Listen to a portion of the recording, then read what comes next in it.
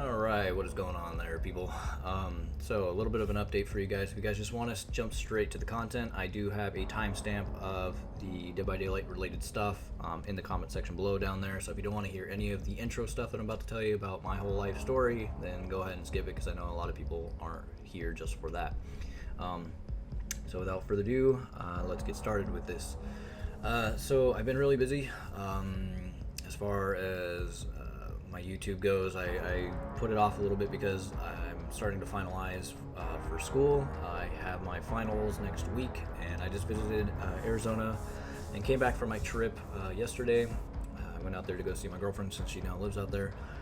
And I got quite a bit of a story for you guys that I did out in Tombstone, Arizona.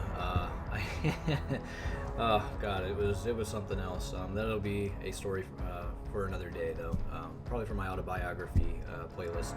Anyways, so yeah, I came back from Arizona, had fun out there. Very hot, very gross. Hate it out there. It's just dry, and I'm not a desert guy. I'm more of a mountainous guy. So with that out of the way, so I'm now back.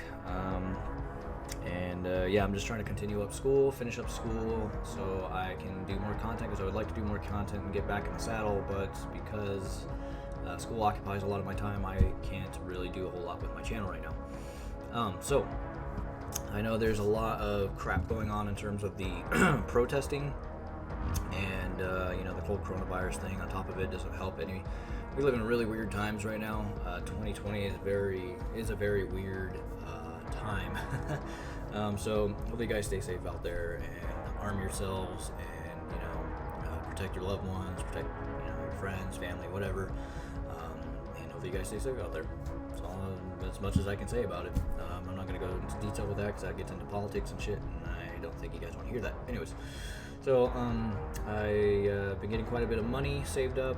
I decided I wanted to buy a few things for myself, because I needed some shirts. I haven't had a lot of new clothes in a long time, and I decided I'd like to support the game in some way, shape, or form, and I got a Dead by Daylight shirt. Didn't buy it from the official website, however, I bought it from Amazon. I feel a lot of the merchandise on Dead by Daylight's website is pretty mediocre. Sorry behavior, but you guys really need to step it up in your merchandise department. But either which way, even though I gave my money to somebody else, I'm still supporting the game in one way, shape, or form. So that's something. And then let's go ahead and talk about my iOS theme. So my Dead by Daylight iOS theme,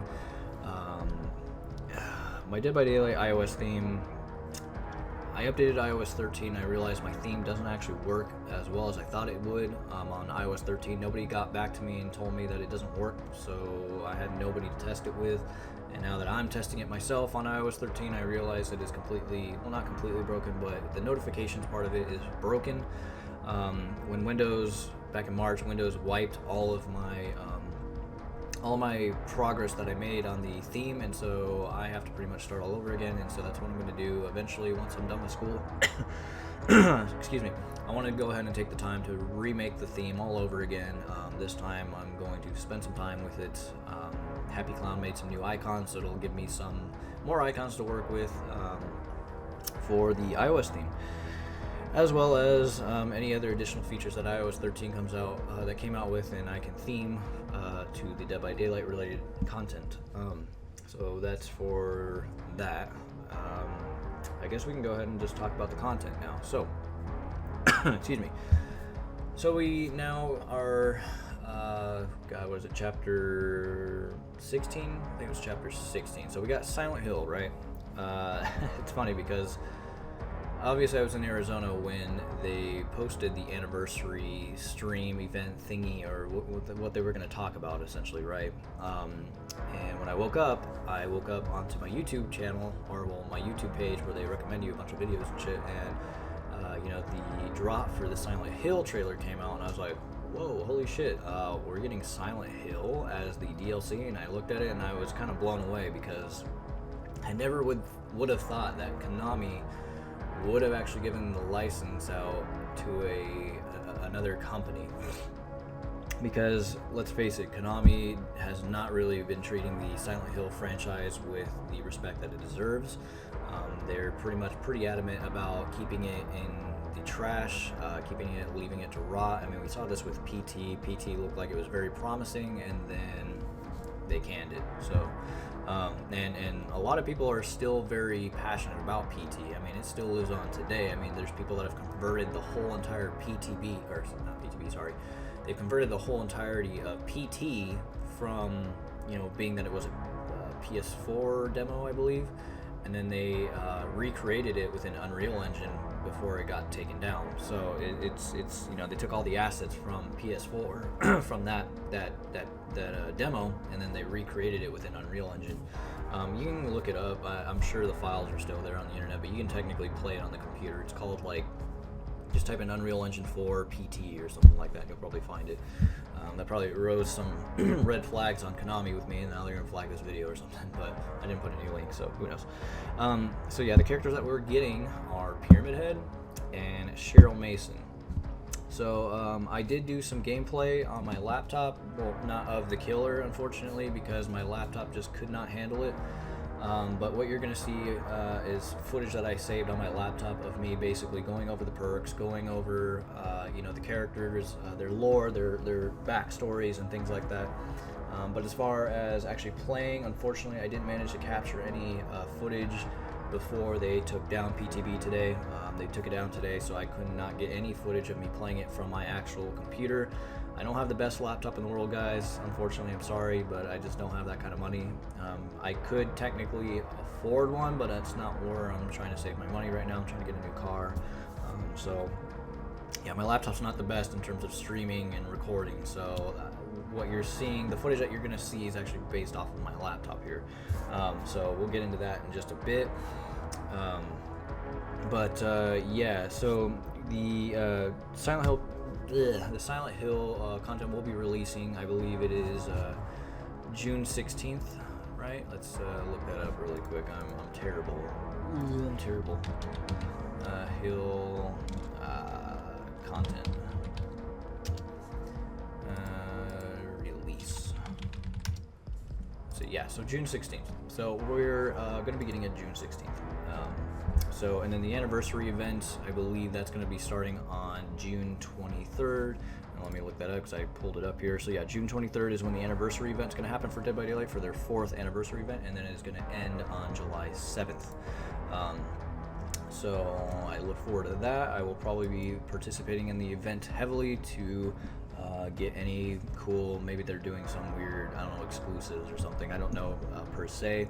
I didn't look at too much of the details for the anniversary event. I've literally just gotten back, so I don't know all the details. You guys already know all the details, so that's why I'm not going to get too much into them, since you guys are probably already well informed, but you're just getting my own opinion of all this stuff, so, or another perspective, I guess. We're also getting new engine updates, or I guess we're getting we're kind of getting like refreshments, I guess, or enhancements to the game. They're revamping older meshes, revamping older textures, and they're going to basically start implementing that within the next few updates, I guess. You got to see a little bit of that from their stream. It looks pretty good. It looks like it's probably going to be another engine update. So right now the game's using Unreal Engine 4.22. We could be upgrading to probably 4.23 or 4.24. I'm not entirely sure though. But the new meshes and new textures will look very good. I think they could definitely, I think a lot of the older meshes, like the engines, the generators and things like that, could probably use a little bit of a touch-up in terms of the texturing. I understand that this game didn't have as big of a budget as it does now from back in the day, so I know that they have the funds and the resources to do it now, and I think that's why they're retouching up on older assets just to make the game more modernized and feel more like a AAA title, I guess. I don't know how to really describe it. Although I hope they don't turn into a AAA title, because we don't need a AAA title, because usually when we go down the AAA path in most video games, if we look at EA, they don't turn out very well. So as long as if Dead by Daylight continues to do what they're doing right now, I think we'll be good. So we also have some new types of cosmetics called legendary cosmetics or something like that, which completely change the whole look of the character from head to toe, even including animations, I guess. It's very fuzzy with me. I don't really quite understand why they're doing this. maybe they have plans for some of the killers to basically completely, let's use the clown for instance. Maybe they want to get the licensing for it, but they want to use the clown's base powers and things like that, without having to create an entire new character, you know what I mean? So they don't have to create a whole new power for him, a whole new killer in that regard. Like maybe his bottles will be balloons that have toxic gas inside of them, and he basically does something with the balloons to get you intoxicated, if it was the it version of the clown. That's the only way that I can interpret it. I think they're getting it ready for just cosmetics, for licensed cosmetics for killers that we already have in the game. Like even you can use the Trapper for instance. Maybe the Trapper could be Jason Voorhees, and if they get the licensing for that, so they don't have to create a whole new character, because the Trapper and Jason are very, very similar. I don't know how you could create Jason and have the Trapper, because they're so similar together. So that's the only way that I can interpret this legendary cosmetics thing. As far as survivors, I don't really know why you would have legendary cosmetics. You know, in general, I don't know why you would need legendary cosmetics for any particular reason other than licensing. So at least that's my own take on it. So I don't know why they're going with this route. It's very weird. But I guess we'll find out once it's actually implemented what it actually means, because I'm still fuzzy with it. I don't really quite know what this is and why they're doing it. So and then as far as cosmetics go, we're getting anniversary cosmetics for the anniversary event. So they just look like reskins of the default outfits for both the killers and survivors. So there's nothing really new with them. We are also getting like a teddy bear type cosmetic set for Legion, but I didn't see any of the UI images for any new cosmetics at all other than the anniversary ones in terms of PTB. So I don't think we're going to get these new cosmetics in this update for June 16th for Silent Hill. I think it's going to be in the next update. I feel like a lot of content's going to be kind of slowing down, just for now at least in any way, because of the whole coronavirus. Everybody's working at home, so they probably have to catch up to speed. So I feel like a lot of those cosmetics aren't probably going to be released until the next update thereafter, not this one. I don't think we're really going to get any new cosmetics for this update other than Pyramid Head and Cheryl Mason. That's it. Those are just going to be, as far as new content goes, that's it. And then whatever else was left in the patch notes. So, but the new cosmetic set that we are looking to get in the future is a Legion cosmetic that makes him look like something out of Five Nights at Freddy. Maybe that's supposed to be part of the licensing legendary cosmetics, like I was mentioning. Oh, hello. Why would you climb up there? Okay, it's crazy. So yeah, we're getting some kind of new cosmetics, but I don't think we're going to get a whole lot, and I don't think we're going to be getting them in this update. It might be in the next update. I don't really have for sure details. I need to check the CDN. You guys would know more information about that than I would. Again, I've been seriously busy, so I'm just covering it as I see it. So yeah, so that's pretty much it for the content. As far as keeping you up to date, up to speed, I guess now I will show off the new content for Silent Hill PTB. Again, I have all this content that's from my laptop. I've already transferred it over, so I'm going to try to edit it as best I can to fit for this video, since it wasn't really meant for this video. You know, when I actually was recording off my laptop, I was thinking, because I've never actually done it before, I was recording off my laptop, and I was like, well, we'll give it a shot. We'll see if we can record and play at the same time. And it was skipping so many frames, it was ridiculous. I don't have a whole lot of RAM on this thing. I think I only have like 8 gigabytes of RAM, so that's probably also not helping me. The graphics card in this thing is a NVIDIA GeForce 940MX, so it's a very weak low-end GPU. Either way, at least I have a dedicated GPU on a laptop that can kind of light game, just not very well. Anyways, guys, so let's go ahead and get right into this. I'm going to show you the new content from my perspective of when I was filming on my laptop. Killer here, we have Forced Penance. You guys are probably already aware of all the new perks, but I thought I'd go over them anyways for my own sake, because I don't know anything about the new perks. I don't really know a whole lot, period. You're looking at it from the perspective of somebody that hasn't really looked at any of the content or played with it. So, those who stand in the way of duty will suffer harsh judgment. Survivors who take protection hit are inflicted with a broken status effect for 20 seconds. Yes, that's kind of cool. For all those people that, you know, invoke a survivor and then they take a hit for them, they don't have um, borrowed time.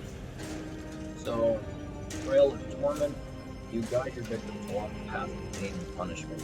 After killing a generator, you become undetectable for 15 seconds. During this time, the generator's yellow aura is revealed to survivors. This effect can only trigger once every 100 seconds.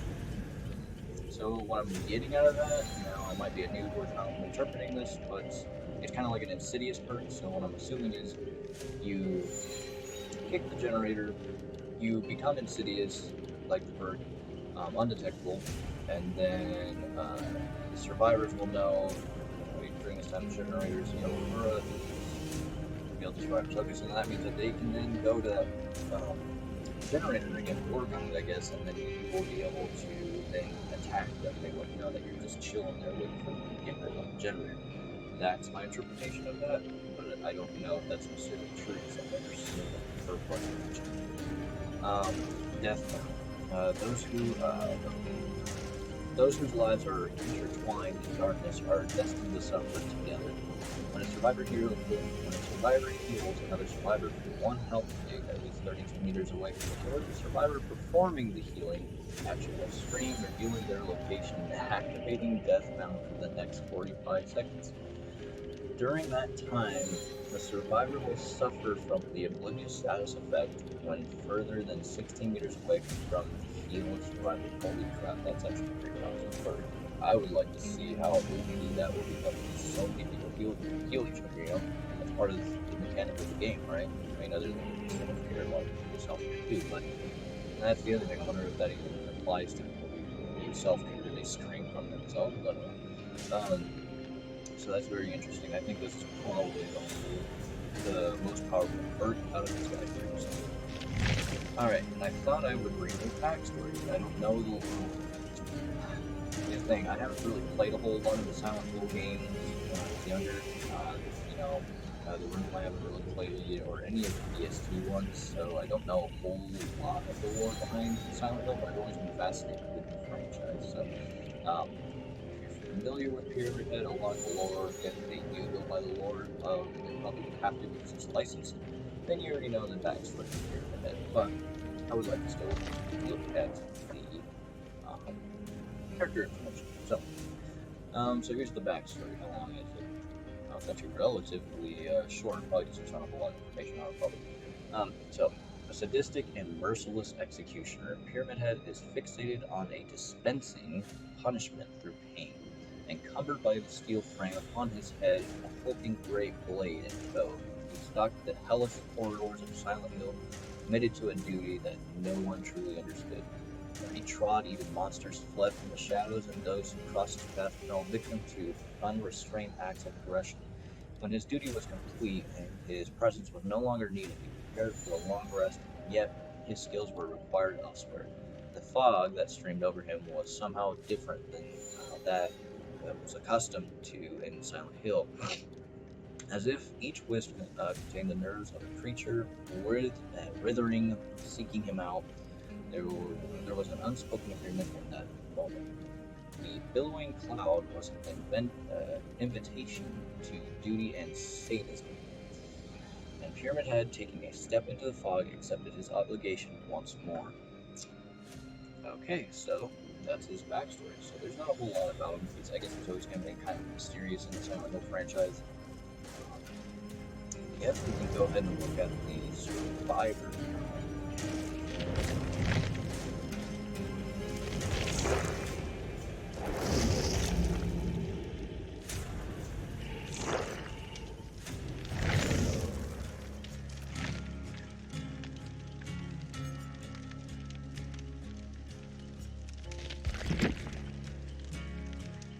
Alright, so this is going to be the survivors. So, we have here Soldard. You have been through immense hardship and you're stronger for it. Gain the endurance status effect for 4 seconds after being healed or having recovered from the dying state. While cursed by a hex, you can fully recover from the dying state. Interesting. Blood pact. Sorry, excuse me. It's as if a latent part of yourself has awakened. You feel like you can reach out beyond yourself for assistance, When you or your obsession are injured, you both see each other's auras. After killing the obsession or being killed by the obsession, you gain both haste status effect for 4 seconds, reduces the odds of being the obsession. If you are the obsession, this mode deactivates. So you kind of get like a speed boost when you get healed, I guess that's what that's implying. Okay, so repressed alliance. You're accustomed to being haunted by malicious forces.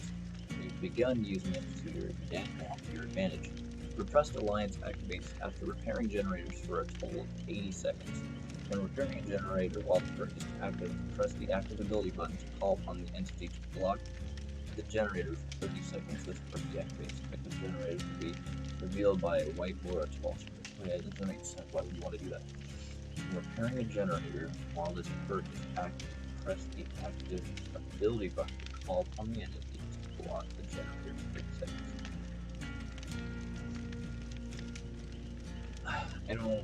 I don't really understand how this perk works. Why would you want to block the generator to keep other people from working on it? I guess to keep the killer from actually kicking it. So I can see this being useful for, say for instance, you're almost done repairing a generator, right? You're about maybe 75% finished, if not 80 or 90, right? You're like right there to finishing it. And then a survivor gets hooked, or, yeah, we have to use somebody else for this instance. So a survivor gets hooked, and say that killer is using Pop Goes the Weasel to then degrade that generator that you are working on, because they know it's about to pop. So this would mean that if you've repaired the generator for at least 80 seconds, although I don't know if that number changes due to the fact that this is just rank 1 of that perk. So if you repair a generator for 80 seconds, you're able to block that generator from, I guess, both the survivors and the killer, so the killer won't be able to kick it and use the Pop Goes the Weasel on that generator. So, but that's to say that that generator is able to be blocked within that 30 seconds, and Pop Goes the Weasel, I think, actually lasts 60 seconds if that rank for Pop Goes the Weasel is all the way to grade 3. I don't want to look at the perk because I don't want to make this a very lengthy video, but I believe that is the only instance that I can think of to keep the killer from actually kicking the generator, so it degrades the progress. So that perk is kind of like a balance to Pop Goes the Weasel, maybe. I'm not entirely sure. It's just a really weird perk for me to actually block it from the survivors too. So I guess it's to balance it out. I don't know. That's my interpretation of what I'm getting from that. So that could be completely new with how I'm thinking of that. Anyway, so Cheryl Mason is the new survivor that we're getting, obviously. I would like to see what her backstory is, so I guess I'll go ahead and look at that. Alright, so this one's a little bit longer, so the backstory. Caring and impulsive Cheryl Mason, previously known as Heather, attempted to rebuild her life after the tragic death of her adopted father, Harry Mason.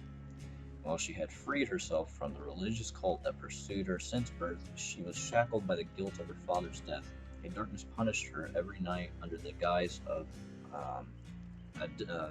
abominable nightmares. Sometimes I can't even read. To ease her conscience, she volunteered at a crisis intervention center for troubled youth. 3 months later, she aced training and could answer the crisis line without supervision, yet little could have been prepared her for the first call. All she heard was static. The air thickened as black fumes rose from the ground, and suddenly she heard a voice from a woman, someone she thought she'd never hear from again. Why do you cling to this corrupt world? You know that only God can save us. It couldn't be her. Claudia was dead. Suddenly, the world spun, and she dropped from her knees, nauseous. Hot bile traveled up her throat, and she retched warm blood on the floor. And then the spinning stopped as swiftly as it began. Cheryl looked up and saw she was somewhere else, a cold, hopeless place, which means the entity took her to the Silent Hill, or an interpretation of it anyway, because I think the entity just takes parts of the world to interpret what it thinks it sees. Okay, so yeah, that's Cheryl, and another little tidbit I kind of left out for Cheryl, and I don't know if this goes for killers as well, but apparently we have legacy outfits or something called legacy outfits. I think a lot of people are still confused on what this means, and even I'm still up in the air with it. So apparently, legacy outfits are full-blown different interpretations of the survivor. Like they're just a completely different survivor of that survivor, if that makes sense. At least we're just using a survivor, not a killer in this instance. So Weeks by Daylight, they showed something similarly on the website, some image. I don't know who actually leaked out the image, but basically Cheryl, for instance, has a legacy outfit where it completely changes her look to something totally different, and it's supposed to change the animations too. So all these animations that you're seeing on the main menu also change, and I would imagine voice lines probably as well. I think the reason why they released these so-called legacy outfits is to essentially for license purposing. So like, for instance, we'll use Leatherface for instance. So Leatherface has so many different interpretations from different movies, right? From the Texas Chainsaw Massacre, we have the 03, we have the 74. There's so many different interpretations of Leatherface. So what you do is just create one whole legacy outfit for that specific year film, and there you go. It's still Leatherface, but he's completely different than how you originally see him as the default outfit. I think that's why they're doing it this way, just to make it easier. But I don't know 100%. That's why they made legacy outfits, but I'm assuming that's why they're doing this. But again, I'm still up in the air with you too. I don't really know what legacy outfits really mean, considering cosmetic pieces or cosmetic outfits have always worked. I don't know what the real difference here is. So I'm really still confused on it as well, like anybody else. I'm sure they will elaborate more on it within the patch notes. I mean, the PTB patch notes probably elaborate more on it, but I rarely ever read patch notes into a live branch, so because changes are constantly happening with PTB. So, anyways, that's enough of my rambling. I guess we'll now go into actually playing the new Executioner. I'm probably not going to play Cheryl just because, again, I say this all the time. Survivors, they all play the same. There's nothing really ever different about them other than their perks. But I'm not really interested in survivor perks anymore. I'm always interested in the killer's perspective and how the killer plays, so that's why I don't really take much time playing survivor. So. Alright, after reviewing that footage, it turns out that the main menu music may have been just a little bit too loud, and it overpowered my voice on my shitty mic on my laptop, and I apologize for that. Again, I would like to get some new hardware when being out and about and being portable. Maybe I should have brought my mic with me to make that a little bit better, but hopefully you guys were able to hear my statements and my thoughts and opinions on the perks and how I thought of them. In the future, I'll be sure to make sure that the menu music is a little bit lower for my laptop, so it doesn't overpower what I'm trying to say, because obviously my mic could not pick it up all that well. So again, it was something that was experimental for me, and I was not planning on covering the content when I was out there. So again, no gameplay. I couldn't do any gameplay. The laptop just couldn't handle it in terms of recording and doing some gameplay, but I did get to play Pyramid Head, and I'm very impressed with the way he plays. Again, Dead by Daylight usually never ceases to amaze me with the way that the killers play, and they're always usually pretty fun to play. I think Pyramid Head needs to be a little bit slower, because that's not usually how he moves in game, or I mean, from the movies and from the games, he's actually a lot slower of a character. But I guess in terms of Dead by Daylight, they had to kind of give him some kind of a speed boost, so I kind of get it, maybe. So anyways, that's my thoughts and opinions on the content. I look forward to buying Silent Hill when it does release for Dead by Daylight.